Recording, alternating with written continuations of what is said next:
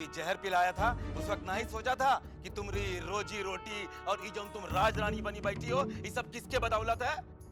बस ये भैया छोटे बाबू को लेकर आ गए हैं। क्या?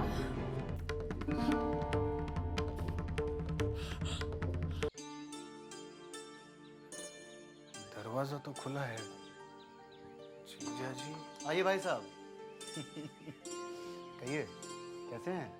मैं तो ठीक हूँ जीजा जी, आप है कहाँ? इतने दिनों से कोई खैर खबर नहीं। और ये सुनकर तो मैं और भी चिंतित हो गया कि आप यहाँ से नौकरी छोड़ गए हैं। भाई साहब, नौकरी थी कहाँ? नौकरी के बिना ही तनख्वाह ले रहा था। मैं यही कहने गया था मजले बाबू से कि मैं हवेली छोड़ के जा रहा हूँ, तो बोले कहीं जाने की जरूरत नहीं है, यहीं रहो। कल अगर हमारे बच्चे यहाँ आ गए तो उन्हें पढ़ाएगा कौन? हवेली के इन बच्चों को अपनी अय्याशियों से फुर्सत मिले तब पढ़ेंगे ना। जीजा जी सुना है आज प्रलय की रात है, सब खत्म हो जाएगा। भाई साहब, आप इन बातों पे विश्वास करते हैं? हाँ? देखिए, ज्ञान के ऊपर भी विज्ञान है। हमारे गुरु परमहंस देव कहते हैं कि जिसने दूध की केवल बात सुनी है वो अज्ञानी है, और जिसने दूध को देखा है वो ज्ञानी है, और जो दूध पीकर तंदुरुस्त हो गया है वो विज्ञानी है। कुछ नहीं होने वाला। वो हाँ, आपकी एक चिट्ठी आई है भाई साहब, देख लेना। मैं चलता हूँ। और हाँ, वापस आने का कोई भरोसा नहीं, प्रलय की रात है ना।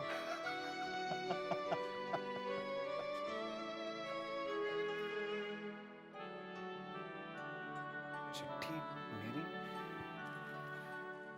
भूतनाथ बाबू,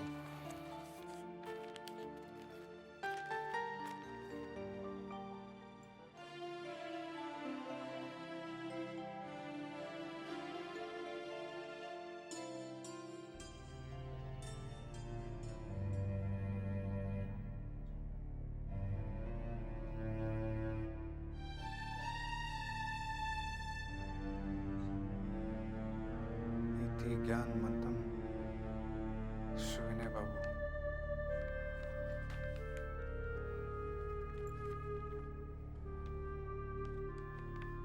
ऐसा क्या हुआ? ऐसी क्या विपदा आन पड़ी? मुझे अभी जाना होगा। भगवान करे जीजा जी की बात ठीक हो, कुछ ना हो। और अगर कुछ हो भी गया तो अफसोस नहीं कि जवा से नहीं मिल सका।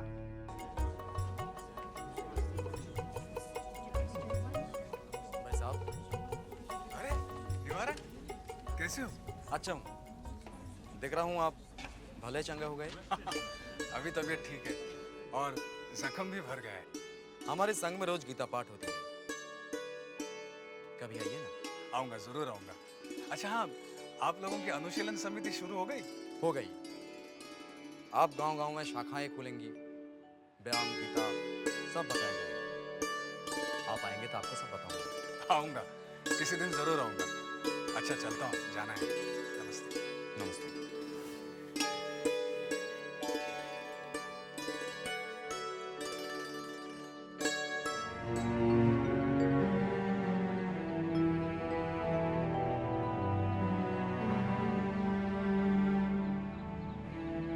मोहिनी सिंदूर के दफ्तर को ताला क्यों लगा है? बोर्ड भी इस तरह गिरा हुआ है। कहीं शुविने बाबू ने इसे बंद तो नहीं कर दिया?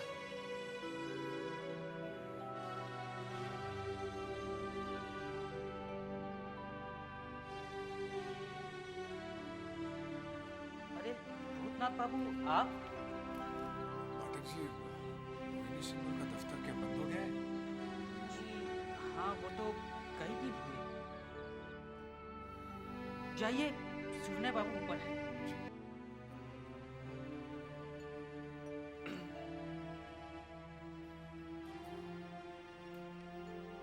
तो आ गए तुम।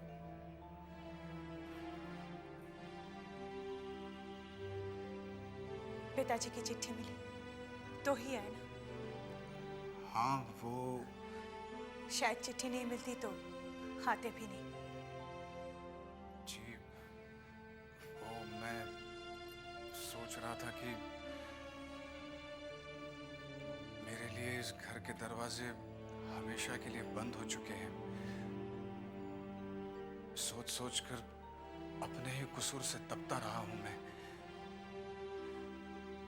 ये सोचकर घृणा हो जाती थी खुद से कि मैंने आपके पिताजी के स्नेह का लाभ उठाकर विश्वासघात किया है।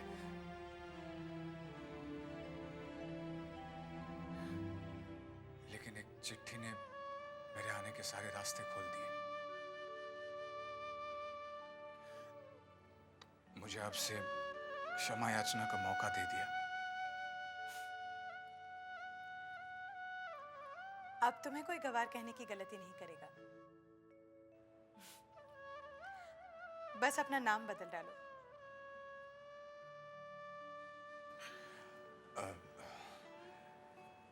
शुविने बाबू ने मुझे किस लिए बुलाया है? अपने ही किसी काम से।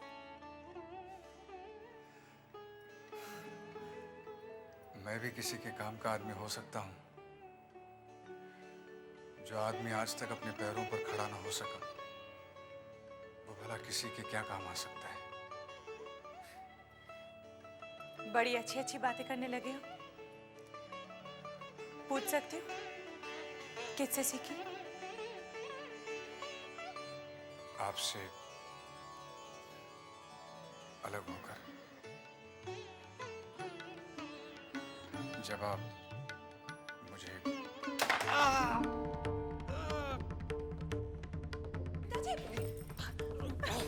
जल्दी आओ। बेटा तू घबरा मत, मैं बिल्कुल ठीक हूँ। मैंने भूतनाथ की आवाज सुनी तो देखने के लिए उठा तो अचानक मैं गिर गया। मैं डॉक्टर को बुला कर लाता हूँ। आपको उठने की क्या जरूरत है पिताजी? भूतनाथ बाबू कहाँ चले गए? डॉक्टर बाबू को बुलाने गए। डॉक्टर की क्या जरूरत, यूं ही चक्कर सा आ गया था, वरना मैं बिल्कुल ठीक हूँ। पिताजी आपको आराम की जरूरत है, बिल्कुल बातें मत कीजिए। ठीक है, तो भूतनाथ बाबू आए तो मेरे पास भेज दे। भेज दूंगी, अभी आप आराम कीजिए।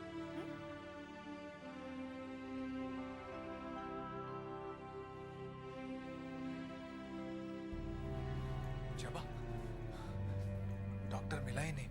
जिसे देखो वो प्रलय के डर से डरा हुआ है और पूजा पाठ में लगा है। रहने दीजिए, पिताजी की तबीयत अभी ठीक है। जबा, क्या वाकई प्रलय आएगी? क्या आप भी इन सब बातों पर विश्वास करते हैं? लोगों का विश्वास देखकर मेरा मन भी डोलने लगा है। मुझे यकीन है ऐसा कुछ नहीं होगा।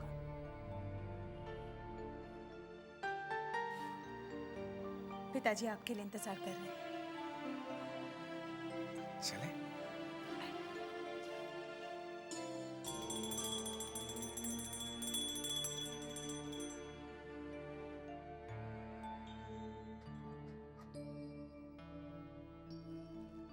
हे भगवान,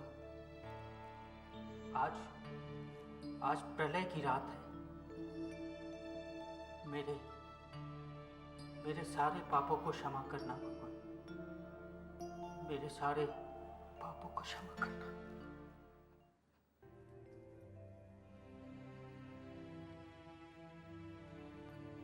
पिताजी,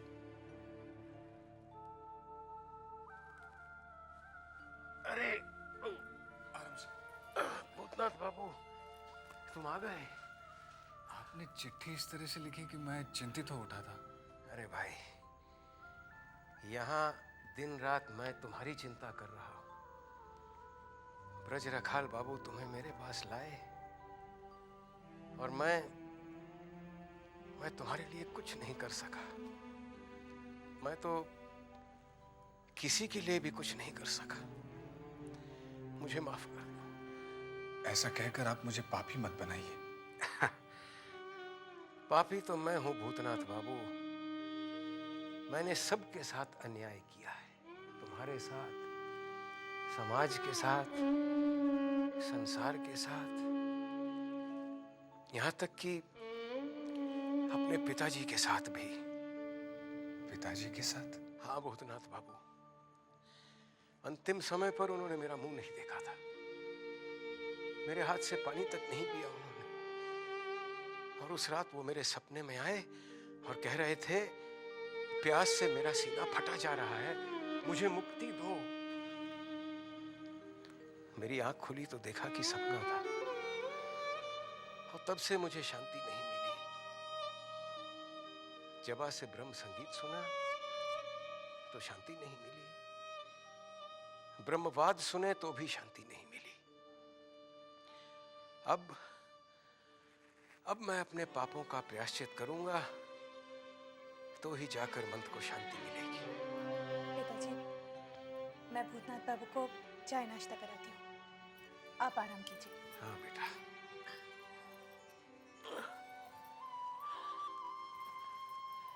आइए। जी मैं आता हूँ। अच्छा, तुम्हारे यहाँ से जाने के कुछ ही दिन बाद, जिस दिन पिताजी ने अपने पिताजी को सपने में देखा, उसी दिन सुबह माँ की तबीयत इतनी बिगड़ गई कि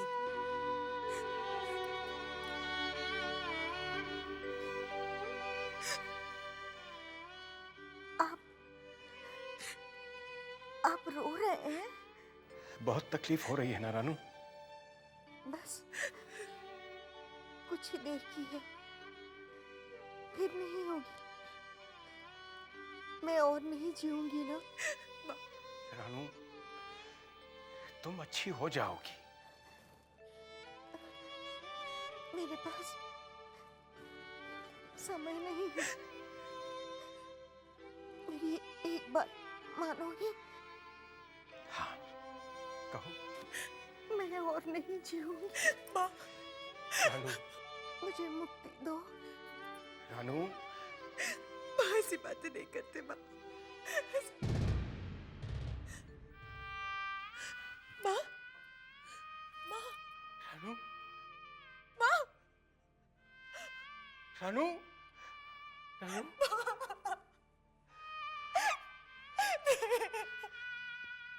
रानू,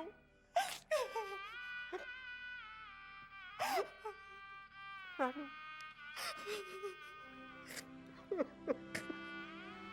उस दिन के बाद पिताजी ने मोहिनी सिंदूर का बोर्ड उतार फेंका और सबको चिट्ठी लिख डाली। आप तो रोक सकती थी, आपका भविष्य। तुम भविष्य की बात कर रहे हो, मेरा तो वर्तमान ही धुंधला नजर आ रहा है।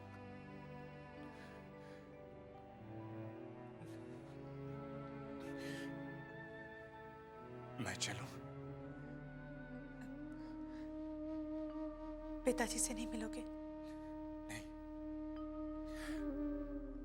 मिलूंगा तो फिर ऐसी बातें करके अपने आप को दुख पहुंचाएंगे। मैं चलता हूं। बुलाने के लिए फिर से चिट्ठी तो नहीं लिखनी पड़ेगी? नहीं, मैं आऊंगा। चलता हूं।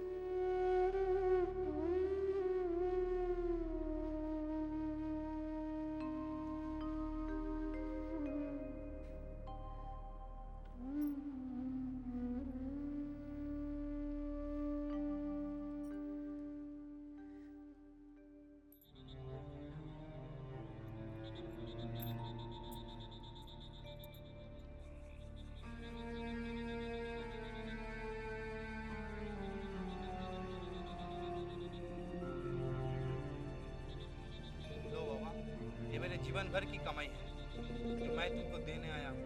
पहले ध्यान में नहीं आया? जब सब कुछ खत्म होने को है तो तुम मुझे दान देने आया। ले जा इसे। जब जीवन ही नहीं रहेगा तो इसे लेकर क्या करूंगा? ले जा, जा। ठीक 12 बजे प्रलय होगा, सब कुछ खत्म हो जाएगा। जा, ले जा, जा, जा, यहाँ से भाग जा, भाग, भाग, भाग यहाँ से। आज मैं अपने गांव में होता तो कितना अच्छा होता। मेरे सारे पुरखों की मौत उसी गांव में हुई है, मेरी भी हो जाती। लोचन भैया, ये जो मधुसूदन है ना, ये बहुत बड़ा नमक हराम निकला। कैसे हैं आप लोग? आइए मोती बाबू आइए। भाई मैं तो घर पर कह ही आया हूँ, सब लोग एक ही कमरे में सोएं। मगर प्रलय की रात नींद किसे आती है? मैंने भी घर वालों से कह दिया भाई, तुमसे ज्यादा समय मैंने हवेली में बिताया है, हा? तो फिर वहीं जाकर मारेंगे क्यों नहीं? अरे भाई पहले रूपलाल ठाकुर को तो आने दीजिए। प्रलय जब आनी है तो हम सब दोस्त जुदा क्यों रहे, साथ साथ क्यों न मरे? मझले बाबू, रूपलाल अपने दोस्तों के बिना कैसे मर सकता है? जब साथ जिए हैं तो साथ ही मरेंगे। आज की शाम मजले बाबू ने कुछ खास इंतजाम किए हैं। अरे भाई क्यों न करें, हमारा मानना है कि कोई भी इच्छा जो है वो अधूरी नहीं रहनी चाहिए, है? इसलिए हमने शरबत, शराब और भांग के साथ मुजरे के लिए खास तौर से मुन्नी बाई को बुलाया। ऐसे में तो मरने का भी कोई गम नहीं होगा मजले बाबू। क्या बात है, क्या बात। अब बातों ही बातों में समय नष्ट मत कीजिए, चलिए हम अपनी जिंदगी के आखिरी लम्हे को पूरी तरह जी लें।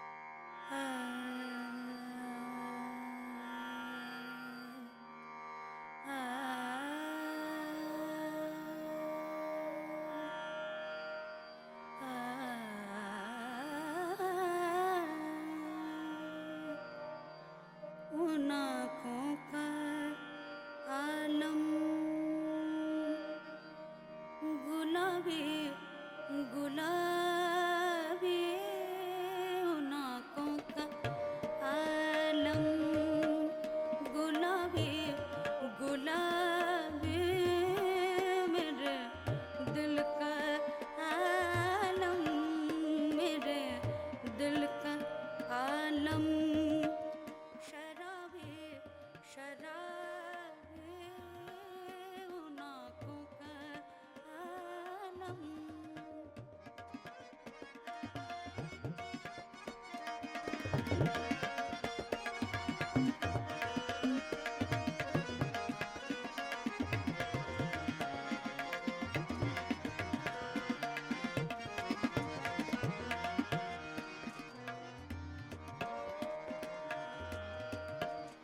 निगाहों ने देखी मोहब्बत ने मानी है, निगाहों ने देखी मोहब्बत ने मानी, तेरी लाजवाबी तेरी बेमिसाली, तेरी बेमिसाली तेरी लाजवाबी। जानते हैं, आज प्रलय की रात है।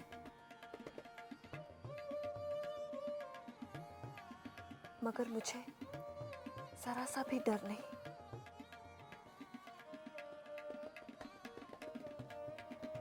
खुशी हो रही है कि जिंदगी में आपके साथ न रहा तो क्या, अंतिम समय में आपके साथ मर तो सकूंगी।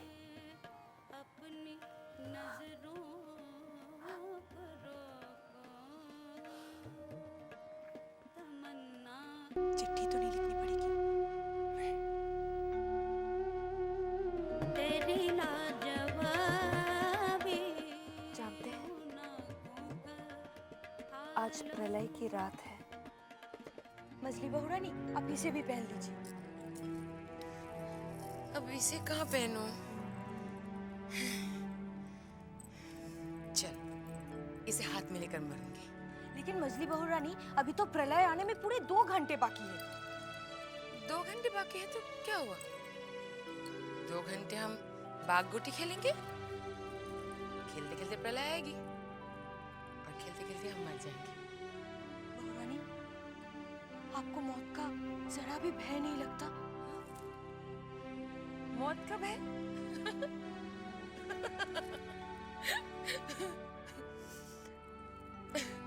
पगली मौत का भय तो उन्हें होता है जिन्हें जीवन से प्यार हो। मैं तो इस हवेली में हर रोज जी जी कर मरी, अपने दर्द को इन गहनों में छुपा कर रखा है मैंने। इसीलिए तो मैं आज इन्हें साथ लेकर मरना चाहती।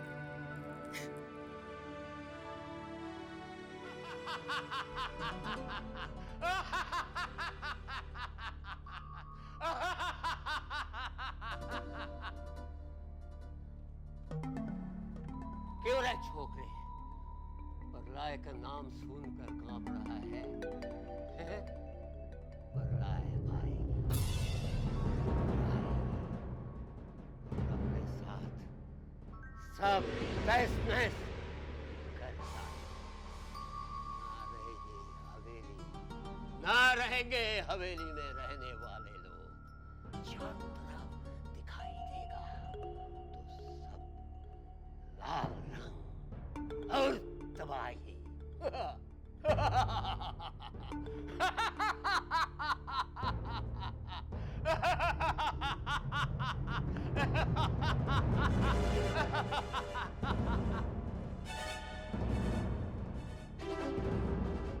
भैया एक बात बताओ, कुछ क्या गंगा का पानी बहुत तेजी से आता है? तेजी इतना तेजी से आएगा कि जो नीचे वाले सब बह जाएंगे इससे। इसका मतलब बंसी भैया पानी ऊपर नहीं जाएगा, साहब लोग तो बच जाएंगे। ओ, इसीलिए साहब लोग ऊंची मंजिल पर जाकर बैठे हैं, शायद वो बच जाए। आओ भैया कीर्तन करते हैं, कीर्तन करते हुए मरेंगे तो सीधे स्वर्ग पहुंचेंगे।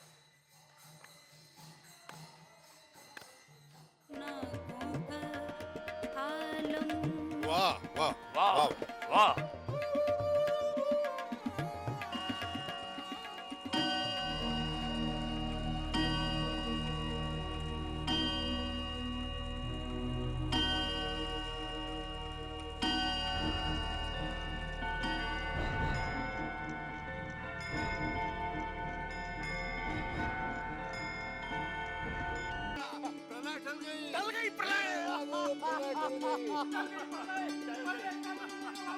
मुबारक हो आप सब लोगों को भी। अब हम सब लोग साथ साथ और जी सकेंगे। अब हम नाच गाना और शराब का पूरा मजा लेंगे। चल गई।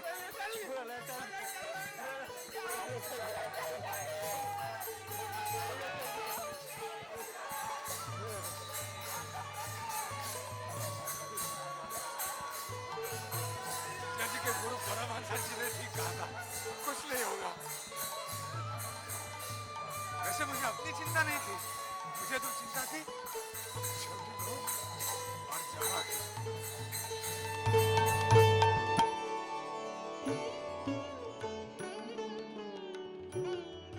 हे भगवान, तेरा लाख लाख शुक्र है। अब मैं अपने नन्हे की शादी धूमधाम से कर सकती हूँ। मछली बहू रानी, प्रलय टल गई।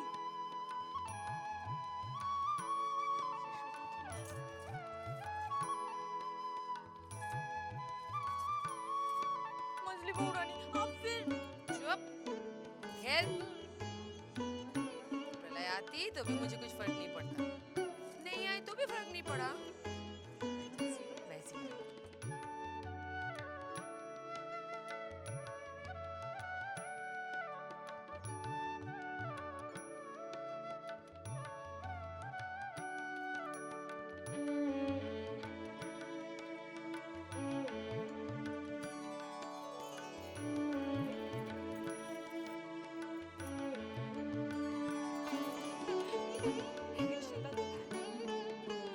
आपकी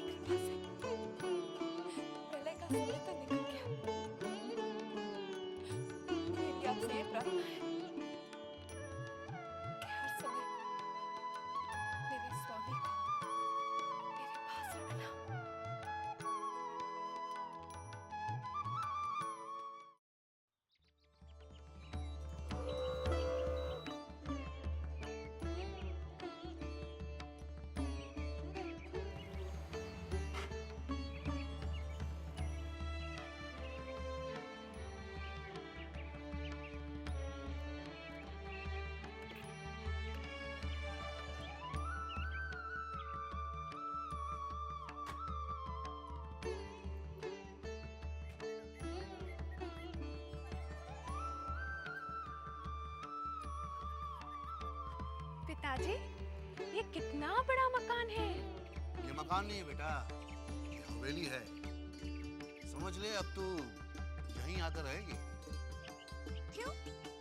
आप क्या मुझे घर से निकाल देंगे? घर से तुझे क्यों निकालूंगा भाई? तुझे विदा करूंगा। ब्याह के बाद तू यहीं तो आएगी।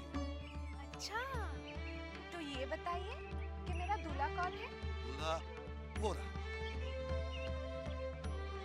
अबुल दत्त जी, आप कैसे आना हुआ? बस उस दिन नन्ही बाबू की शादी में आपसे मुलाकात हुई, मिलने चला आया। भाई शादी की बात तो घर वालों से ही की जाती है ना। ये है मेरी बेटी चारुलता।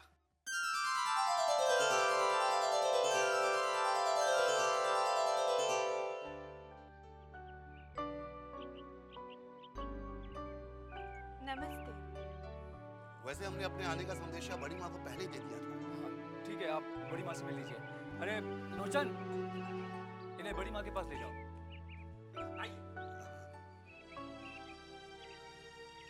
अरे बाबू जी, ये मोटर गाड़ी में कौन जमींदार आया? ये जमींदार नहीं, कोयले का व्यापारी है, आबुल दत्त। आबुल दत्त, ये नाम तो हमने पहले कभी नहीं सुना। नाम होता तो सुनाई देता ना। 1 साल पहले इसकी 1 लाख की लॉटरी निकली, उससे लाखों बना लिया। वरना इसके बाप दादा तो घुटनों तक धोती पहना करते थे। पक्का व्यापारी है। जिस मकान में रहता है उस मकान में किराएदार भी रखे हुए हैं। इसका तो कोई खानदान ही नहीं है, फिर इसका हमारी हवेली में क्या काम? आपके बेटे से अपनी बेटी का रिश्ता जोड़ने, देखिए आप इनकार मत कीजिएगा। अगर आपने हाँ कर दी तो मैं ये समझूंगा कि एक लॉटरी मेरी उस वक्त निकली थी और एक लॉटरी आज निकल गई।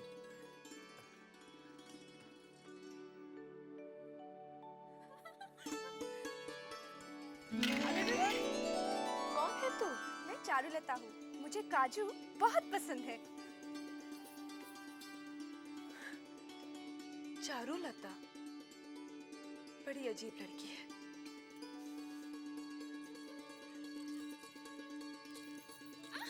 सारा खेल बिगाड़ दिया। ए लड़की, तू है कौन? मेरा नाम चारुलता है। आपकी क्या गहनों की दुकान है? क्या मतलब? मतलब एक तो हम गहनों से लदी है और गहनों के बीच बैठी भी है। ये चारुलता, तू यहाँ है? जा, तेरे पिताजी बुला रहे हैं। जी ए चारू, इधर। जीती रहे। बड़ी दीदी, ये लड़की है कौन? इस हवेली की होने वाली बहू। हाँ? नन्ही की बीवी? हाँ, आज हमने ये रिश्ता पक्का कर दिया है। अरे तू हंस क्यों रही है? क्या ये हवेली की बहू बनने लायक है? क्या बक रही है तू? कमी क्या है इसमें? यही तो कह रही हूँ, किसी चीज की कोई कमी नहीं है बड़ी दीदी। देख लेना, एक दिन ये आसमान में दिए जलाएगी। अब क्या कम थी नजर? याद है जब पहली बार मैं तुझे पसंद करने गई थी तो तू जमीन पर पड़ी पड़ी गा नहीं रही थी? जब देखो तब बत्ती से निकालती रहती है। अरे ध्यान से सुन, मजले से कह देना ये रिश्ता पक्का कर, मुझे लड़की पसंद है। वो तो मैं कह दूंगी, लेकिन आप 64 बार पैर नहीं धुलाएंगी? क्यों? मेरी होने वाली बहू ने पैर छुए हैं। हाँ ठीक है, लेकिन वो काजू जो खा रही थी। क्या? हाँ, झूठे हाथ से पैर छुए आपके। पहेलियां न बुझाया करो, साफ साफ कहो कि क्या बात है। बड़ी दीदी अपने लाडले बेटे नन्हे का ब्याह पक्का कर दिया है। क्या? अच्छा, कहाँ के जमींदार है? वो तो पता नहीं, लेकिन आज वो अपनी बेटी को लेकर मोटर गाड़ी से आया था। आबुल दत्त है? लीजिए, नाम भी मुझे आप ही से पता चला। क्या वो बहुत बड़े जमींदार हैं? जमींदार? जमींदारी तो बहुत दूर की बात है, वो तो कोयले बेचता है, कोयले। हाय राम, बड़ी माँ की नाक तो बहुत लंबी थी, अचानक सिकुड़कर छोटी कैसे हो गई? मजली बहू, बड़ी माँ के लिए इज्जत से बात करो। कमाल है, जिन्हें अपने खानदान की इज्जत का ख्याल नहीं, उन्हें तो कोई कुछ नहीं कह रहा है, मुझे ख्याल रखने के लिए कहा जा रहा है। नहीं, बड़ी माँ से हम बात करेंगे। ये रिश्ता करने के पहले सोचना चाहिए था। अरे कहाँ हबुलदत्त और कहाँ हम।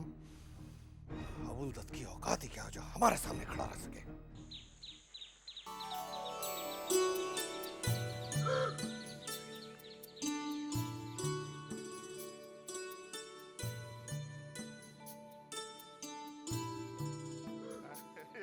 अरे वाह वाह चुन्नी, हैं? तुमने भी हवा गाड़ी खरीद ली है? बैठने से कैसा लगता है? जैसे हवा में उड़ रहे हो।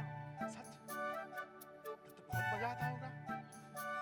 तुम्हें भी इसमें बिठाकर घुमा दूंगी, लेकिन अभी मुझे छोटे बाबू के पास जाने दे। उनकी तबीयत पूछने आई हूँ। तुम यहीं रुको, मैं बंसी को खबर करता हूँ।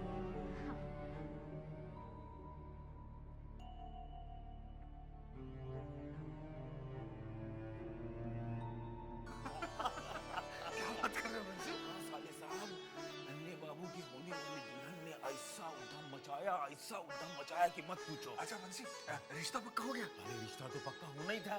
काहे कि बड़ी माँ को लड़की भाग गई, मगर मजले बाबू को खानदान कुछ जचा नहीं। मगर बड़ी माँ ठहरी बड़ी माँ, उनकी बात को कौन टाल सकता है? अरे बंसी, क्या हुआ? वो चुन्नी आई है छोटे बाबू से मिलने हवा गाड़ी में, आने दो अंदर। नहीं, उसको बाहर रोक, हम जरा छोटी बहू रानी से पूछ के आवत है। ठीक है।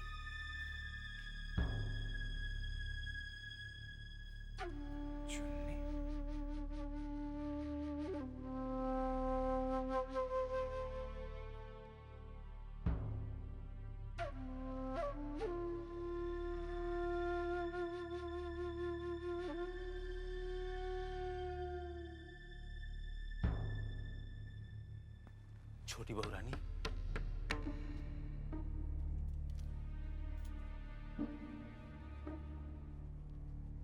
क्या है रे बंसी? वो चुन्नी भाई आई है छोटे बाबू से मिलने। क्या? कहाँ है वो? हवेली के बाहर खड़ी है। वो यहाँ तक आ पहुंची और तू मेरे पास क्यों आया है? वही बाहर से नहीं भगा सकता था? और अगर तुझसे ना हो तो ब्रिज सिंह से कह दे, वो उसे भगा देगा। जा।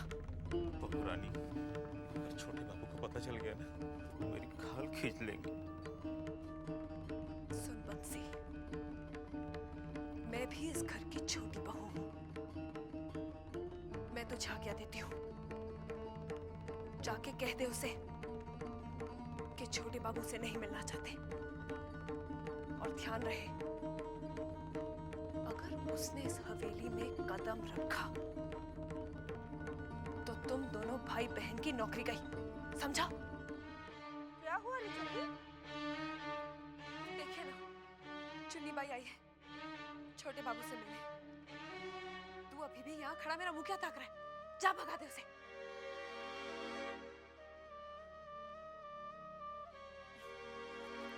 तेरे तो हर बात पे दांत फटने लगते हैं।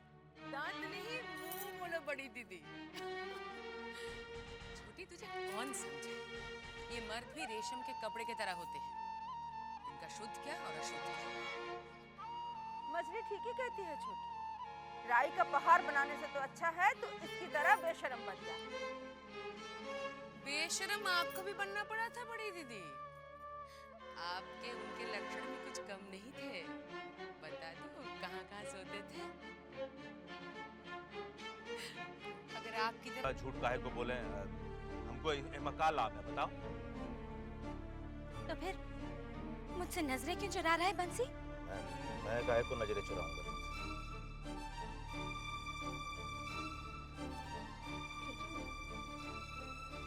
ठीक है बंसी, मैं समझ गई, जा रही हूँ।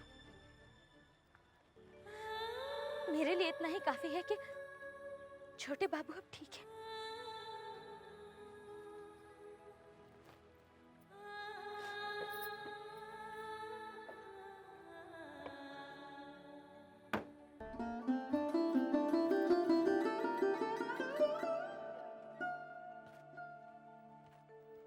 चुन्नी भाई क्या हुआ? छोटे बाबू से मिला ही? बंसी कहता है कि छोटे बाबू मेरी शक्ल नहीं देखना चाहते। उसने मुझे गेट से ही रवाना कर दिया।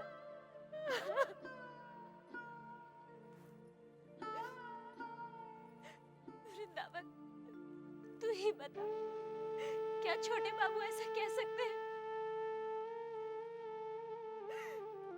और फिर उनके सिवा इस दुनिया में मेरा है कौन? किसके सहारे जीऊंगी मैं? चुन्नी भाई, छोटे बाबू ऐसा कभी नहीं बोल सकते। और तुम तो बंसी को जानती हो, वो तुमसे कितना जलता है। फिर मैं क्या करूं? अपने दिल को कैसे समझाऊं? जब तक छोटे बाबू का चेहरा ना देख लूं, मेरे दिल को चैन नहीं मिलेगा। किस तरह अपना संदेशा उन तक पहुंचाऊं?